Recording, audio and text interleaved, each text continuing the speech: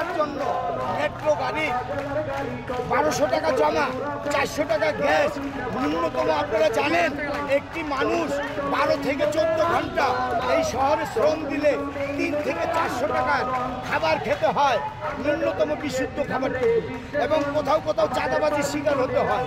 আমরা বলতে চাই আমাদের চালকদের 5000 গাড়ি 2007 সালে এই প্রেস ক্লাবে ফখরুদ্দিন মঈনুদ্দিনের শাসনের সময় এই শ্রমিকরাই জীবনের ঝুঁকি নিয়ে 5000 গাড়ি পাস করিয়েছিলেন।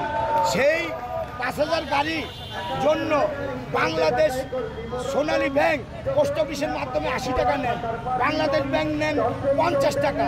দীর্ঘ 17 বছর অতিবাহিত হলো, বিআরটি নির্দেশিত সোনালী ব্যাংকের টাকা, বাংলাদেশের ব্যাংকের টাকার যে প্রতিশ্রুতি দেওয়ার কথা ছিল মেট্রো গাড়ি চালকের নামের উপরে, যার যার লাইসেন্স আছে তার উপরে, তাহলে মধ্যস্বত্বভোগী যদি উৎখাত হতো আমরা যাত্রী সেবা নিশ্চিত করতে পারতাম।